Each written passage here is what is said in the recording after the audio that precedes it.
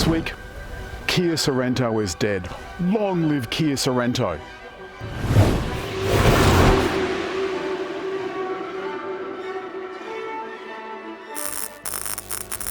Let me explain. Kia Sorento is in its dusk. This model is almost dead. In 3 months' time, there'll be a new one. And it'll be styled along the lines of Seltos, that brilliant car we reviewed just a little while ago. I'll put a link to that in the comments below. Kia Sorento Black is based on the Sport model, which is about mid-range, but Kia says it's designed to fit somewhere between the two top models. It has this nifty sunroof. The 3.5 litre V6 gets 206 kilowatts and 336 newton meters and emits 332 grams of CO2 per kilometre. That's quite a lot. Having said that, the combined fuel consumption is 10 litres per 100 kilometres, which is not too bad for an enormous 7-seater SUV. Along with that, it gets 7 years roadside assist, 7 years cap price servicing and 7 years warranty.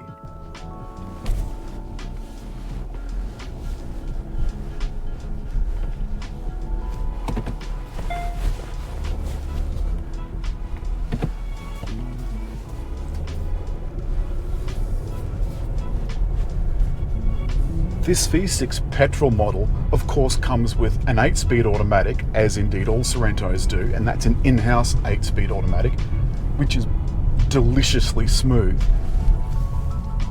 But only the diesel versions have all-wheel drive. It does have various driving modes, but honestly, driving it in comfort mode is best. The steering's nice and light, and honestly, that's the way most people like it. Now comes a big bump. And you can see that suspension is fairly soft. Like all Kias, the Sorento is fettled by Graham Gambold, who is somewhat of a genius when it comes to suspension and automatic transmission and steering tuning. And he takes whatever comes into the country and spends about a year making sure that it's set for Australian conditions. And what that means is our settings are different to a Kia that you might buy in America or in Europe or indeed in Korea. And that's good because it means it's suited for Australian roads. On some Kias, he's even specified the exact tyres. Once out of the country and we're now on city roads, on this smooth tarmac, Sorento is supremely smooth. And it's going to be suited for people that want to do things like school runs. I mean, some of us do have kids after all. I don't, but some of us do. But that doesn't mean to say that you couldn't use Sorento on a long trip. You're unlikely to take 7 people on a long trip, so you could use the stowage bit in the back for lots of suitcases. And we certainly did that at the launch. We drove it over many, many different road surfaces.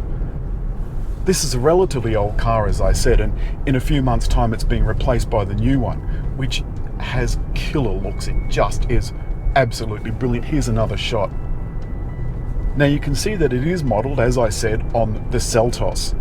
And with the departure of Peter Schreier from the design team, who once worked for Audi, he's been replaced by somebody else who apparently also worked for Audi, there's still that European flavour in the design.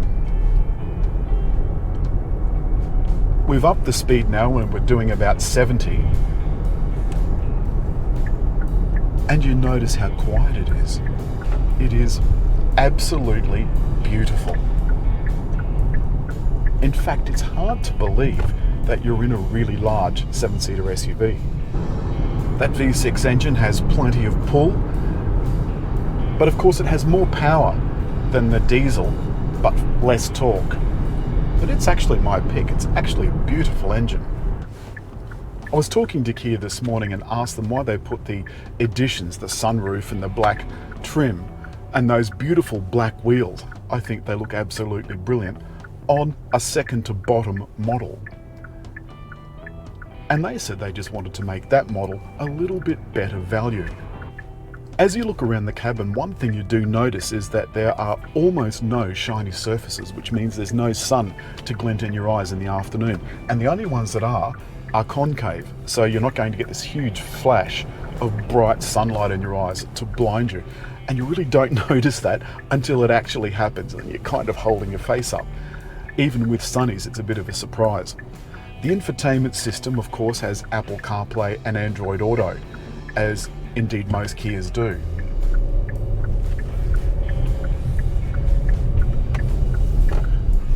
And that makes commuting a joy. It means you can handle your telephony, your voice, and even your music just by using Siri. I've got it plugged in at the moment. Let's see how it works. Hey Siri. She's being a smart aleck. Take me home. Take me home. Getting directions to home. And it's come up on the screen, as you can see. And if I do nothing, that will just start. So now it's giving me directions to my home. Now, I think that is brilliant. It means that you really can do things in your car without having to take your eyes off the road and without having to press any buttons.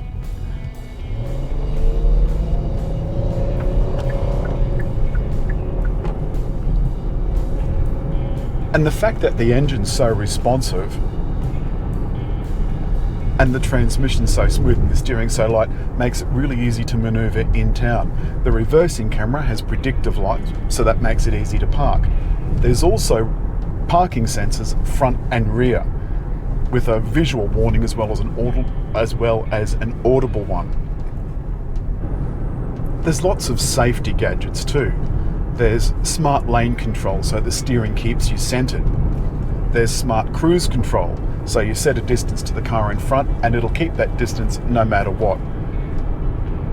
You really do feel like this really big car is looking after you. I've now got my cruise control set at 80 kilometers an hour, which is the speed limit, and you feel like the car's kind of driving itself, which is an eerie feeling.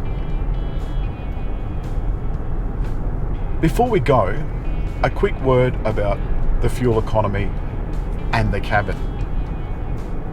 Firstly, the fuel economy with a mixture of city, country and highway driving, we've actually achieved 10 litres per 100 kilometres, which is strange because that's what Kia claims the fuel economy is.